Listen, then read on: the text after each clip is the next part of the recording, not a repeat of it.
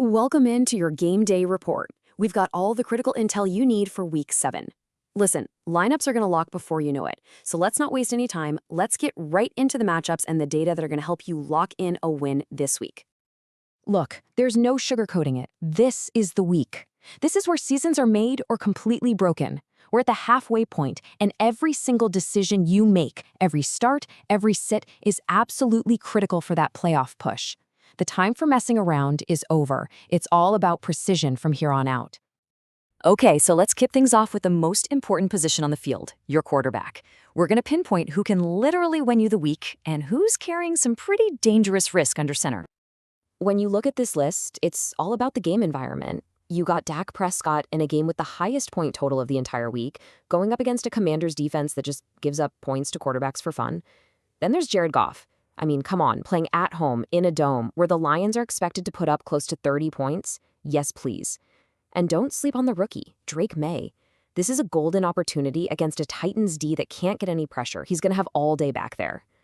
On the flip side, we've got some serious, and I mean serious, red flags. The biggest one? The weather in Cleveland. The forecast for Tua's game is calling for winds up to 60 miles per hour. That is a fantasy nightmare, just a total disaster.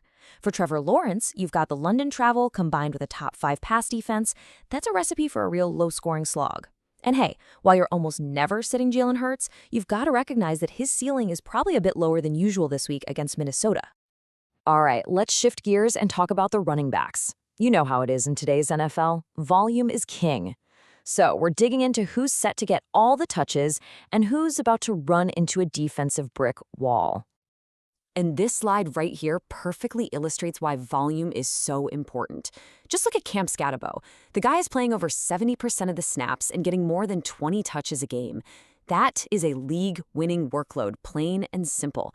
Then you have J.K. Dobbins in a classic bounce-back spot against a Giants defense that just can't stop the run. And finally, Rachaad White. His value is all about the passing game. The Bucs are going to have to score, and his role as a pass catcher gives him such a fantastic, safe floor. Now for a few cautionary tales. Travis Etienne, he just hasn't had that explosive burst lately, and a long trip to London to face a tough run defense probably isn't the spot where he finds it.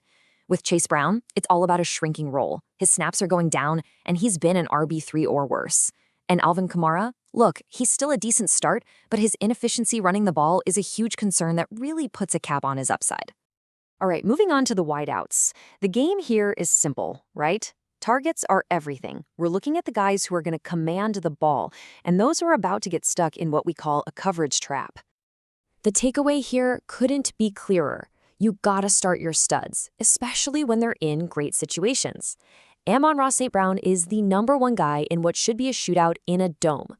That's a recipe for a monster week. And on the other side, Jackson Smith-Njigba has pretty much become unbenchable. He's seeing so many targets, his matchup almost doesn't even matter.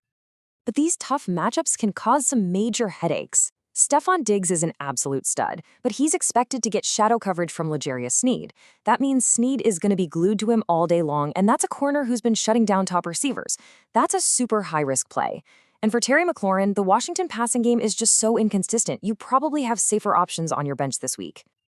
Okay, let's pull back the curtain for a second. It's not just about who to start, it's about why.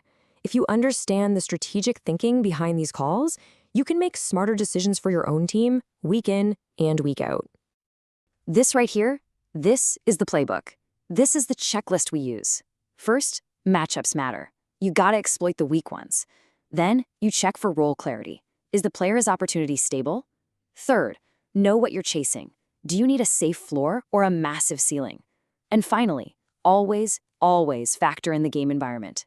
High point totals and good weather, those are your best friends.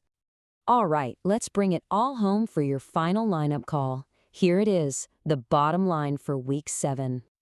So here's your action plan, nice and simple. Start your best players in great matchups. Don't be afraid to sit good players who are facing major roadblocks, like an elite corner or terrible weather, and find those sleepers who have a clear path to a bigger role. That's how you win your week. So as you finalize those rosters, the real question isn't just about winning Week 7. It's about looking at every single decision, every matchup, every risk.